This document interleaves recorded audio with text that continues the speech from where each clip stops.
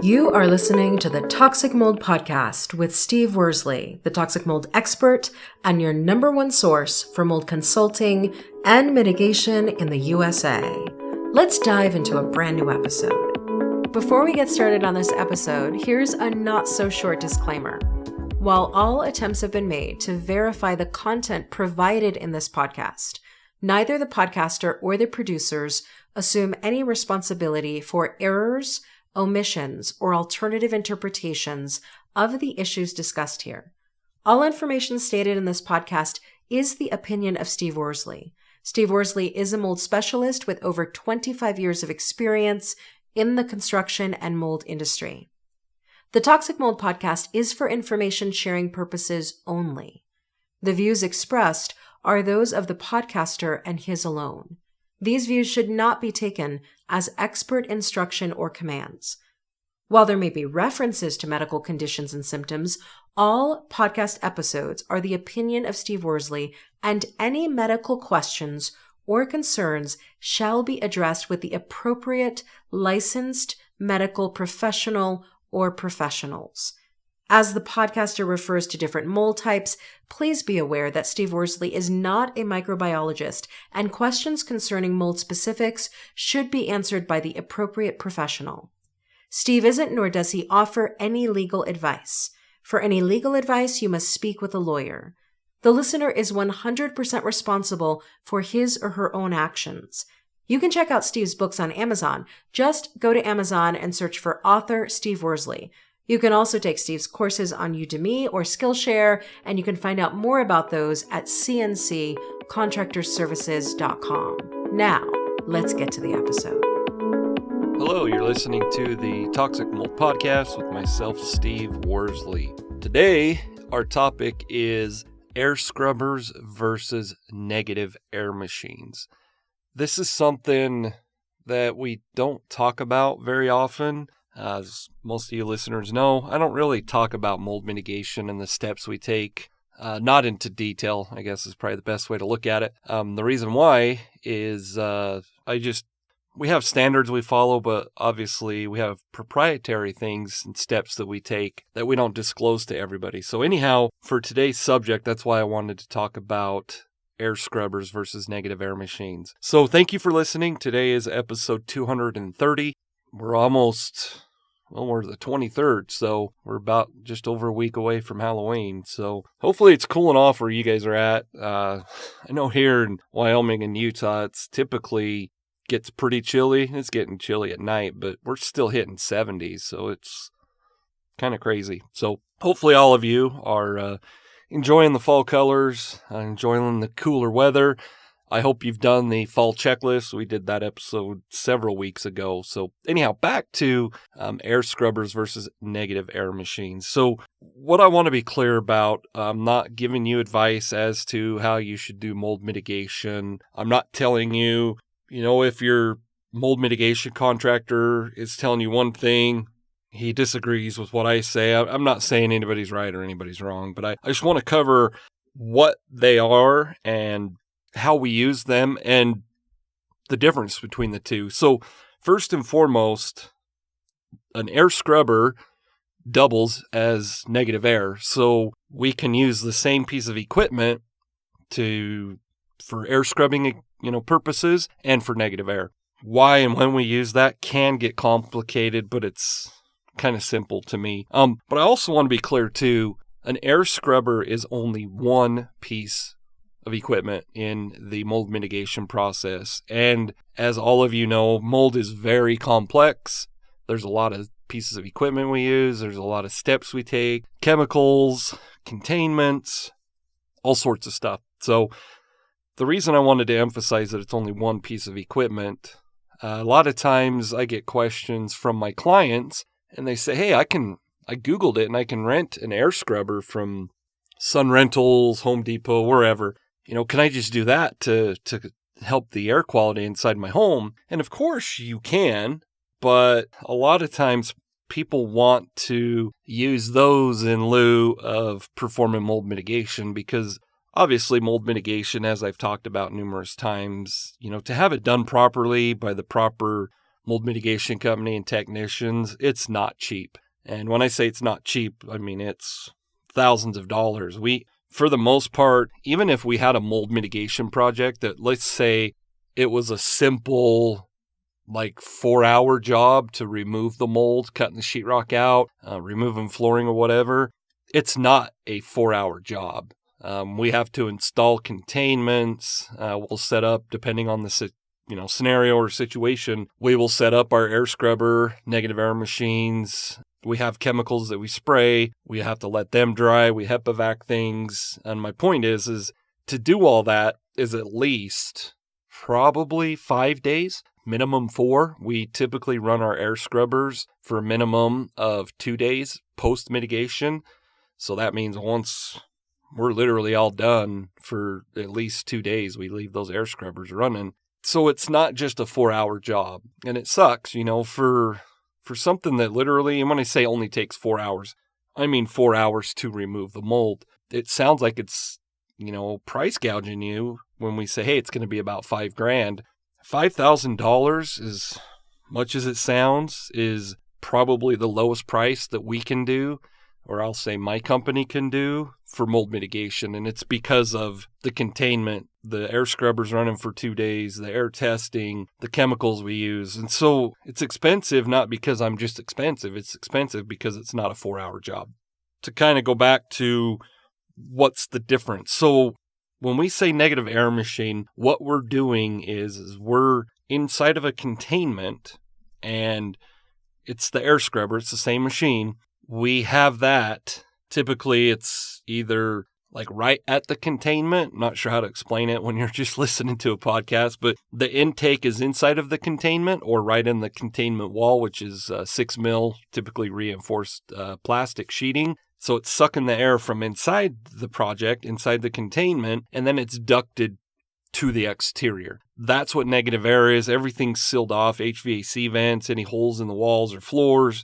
Everything inside the containment is air sealed or airtight. And of course, it's not foolproof. We can't obviously make sure that it's foolproof. But if we do, if we have concerns, I guess I want to make sure you understand. Like if it's a crawl space below, we do want to make sure that we're not pushing any air down into that crawl space. So we take the proper steps and precautions to make sure that everything inside that containment, which is our work area, has negative air so that all the air is being pulled out of there. The purpose of that is so we don't push dirty air, up into your attic, down into your crawl space, into another room that's outside of the containment. The whole purpose of that is to make sure that we're getting rid of all the mold or dirty air inside that containment. And a negative air machine is run throughout the mitigation process when we're there on site. So while we're removing the moldy materials,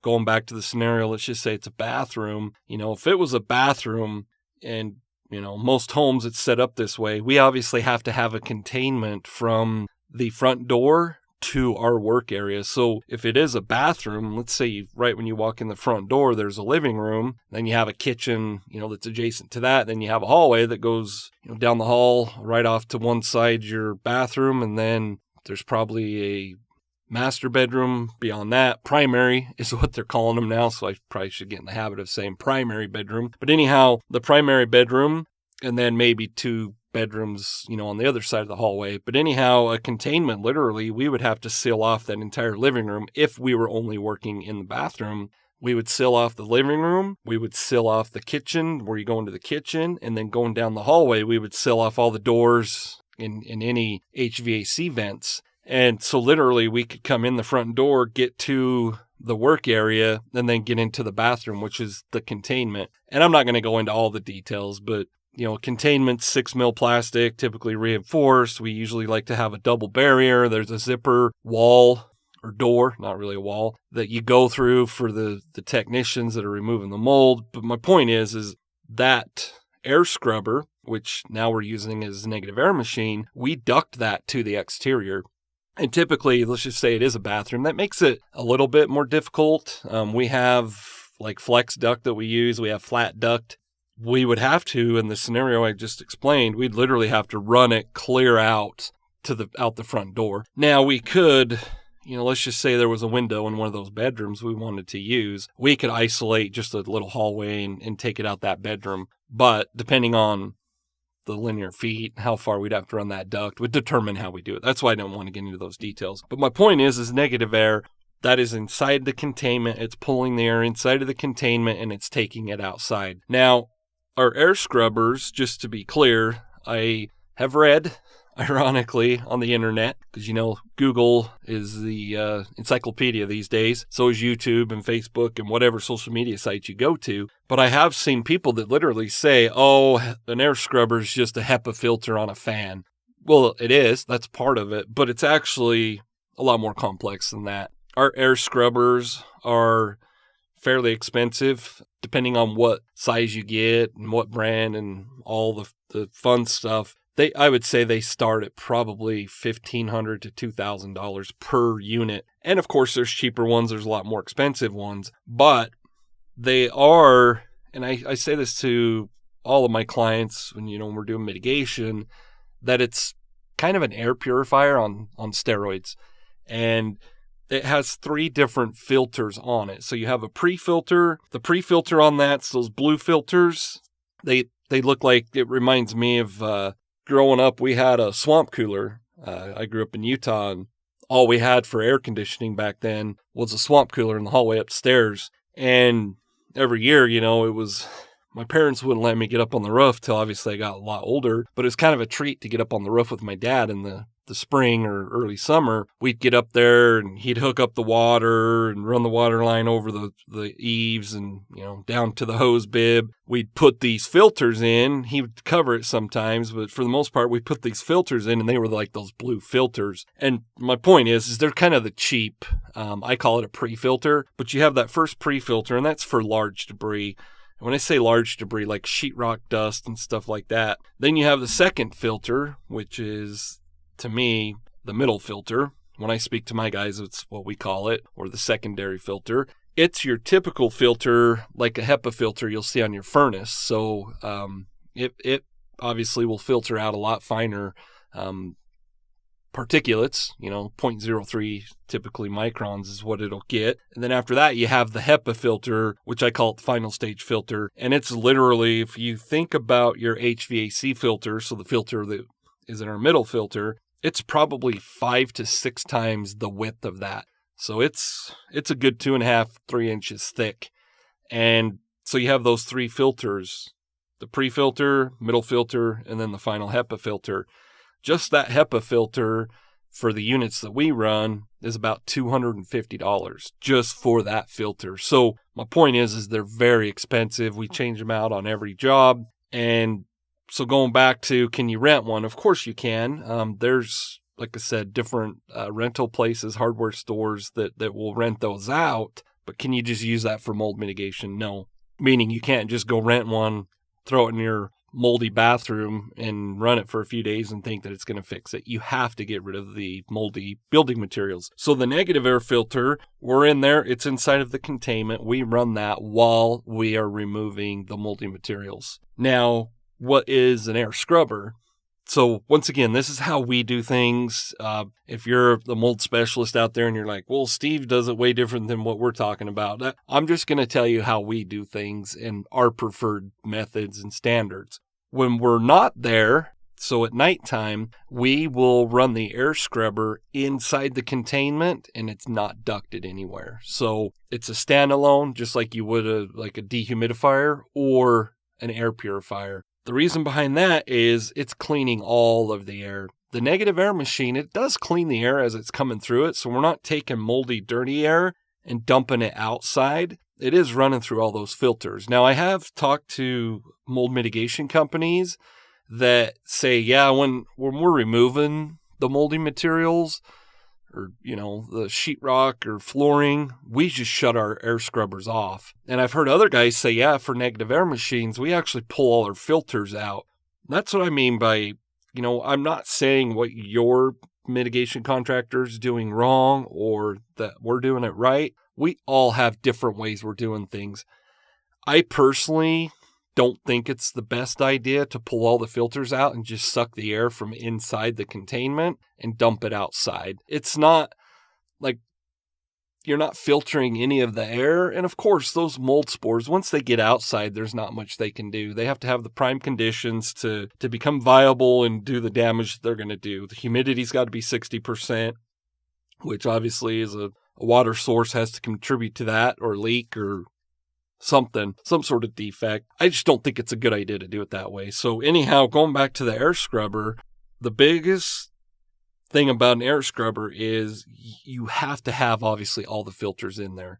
And what fan speed you run it at doesn't really matter in my opinion. Once again, you'll hear different guys say different things, but it is important to make sure you have all the filters in it. So negative air, what we're doing for that is we're sucking the air inside the containment, creating negative air, and we're pulling it and dumping it outside. So negative air, it has to be ducted to the exterior. Air scrubber, it can just stand alone by itself. So you may ask, do you run 2 air scrubbers or negative air machines? Do you run 1? Do you run 5? All of that depends obviously on the work area and the square footage of it. Also, how and when do we decide if we're going to use an air scrubber or use the air scrubbing method, because it's the same unit, versus negative air? The way I train my guys and what we do is if we're in there doing the work, that's negative air. We're pulling the air out because you got moldy spores that you're dealing with. They're airborne, and we're ducting it to the exterior. So it terminates outside. If we're not doing that and we're cleaning the air, and that's kind of the term I use, and we're wanting to get rid of the residual mold spores, we will use the standalone unit. So if you think about the scenario I told you, we're doing mold mitigation in a bathroom. That's the only area we're working in. We literally can just take the exhaust duct on the machine itself, and we just put the whole machine inside the bathroom, and then we seal up where it was going outside. If we're in there working during the day, it's ducted to the exterior. Once we're completely done with mold mitigation and we run it for those 2 days that I was talking about earlier, we will make sure it's only running inside that bathroom. So when we're doing mold mitigation, we do not let you stay in the home. For obvious reasons, we have containments up, so you can't really get to the other areas unless we put zipper doors in them. The chemicals we're using are not safe, and obviously we don't know what the air quality is while we're there. Of course, the proper containment keeps all the moldy spores inside that bathroom, but we don't know for sure, so we don't let our clients stay there. So when we're done, do we let you back into the house? It all depends. Circumstances are different for everybody. But let's just say, we have all the mitigation done. All we're doing is the 2-day minimum, which once again, you can go longer than 2 days. We can take down the containments and only keep a containment going into that bathroom. Typically, we obviously don't have a double containment at that point, but we have a containment up and the air scrubber just runs nonstop. So my point is it's just sitting in the middle of that bathroom and it's running the whole time we're gone, waiting for us to do air tests after that 2-day period. So hopefully I explained everything fairly well. I know once again, I go through things quickly. It's just, as I've said numerous times, that's the luxury of having Cassandra on these podcasts with me, because she helps me ask the questions or answer the questions that most of you would be asking yourself. So air scrubber, it's not ducted to the exterior. We use that to more or less clean the air. Negative air, it still cleans the air, but it's sucking all the air inside the containment, and it's ducted to the exterior. So hopefully I did a good job of explaining it. If you have any questions, like I've always told you, feel free to reach out to me. Something that we did, I'm not sure, I think it was this spring or maybe early summer, we created a digital bundle. I've talked about it a few times, but it's called Mold 101 Digital Bundle. It's just a bundle that's got some worksheets in it. It's got a lot of good information, some checklists. That's for you as a listener, a potential client. I'm not sure the exact price, but I'm sure it's $49.99. It's a great bundle to know, what to do if you're having mold concerns. It explains, the steps you should take. So you can go to the comment section. I've said this before. This is a hidden link because we're testing it out. So if you go to the website, cnccontractorservices.com, there is not a page you're going to find this. You actually have to click on the link that's in the comments or in the description of this podcast, and it'll take you to that site. Now, if for some reason you can't find that page because it is a hidden page, feel free to reach out to me. You can reach out to our assistant at info@cnccontractorservices.com. Most of the questions get forwarded to me if they're not just simple questions, but something like a link for the digital bundle, you can just, shoot an email to info@CNC, and then you will get the link. But once again, this is episode 230. I appreciate all of you. Thanks for listening. Thank you for listening to this episode. Make sure you go to our website at cnccontractorservices.com and sign up for the mold investigation checklist. Again, go to cnccontractorservices.com and get your free mold investigation checklist today. You can also, on cnccontractorservices.com, find out more about Steve's courses and books and consultations. Once again, go to cnccontractorservices.com.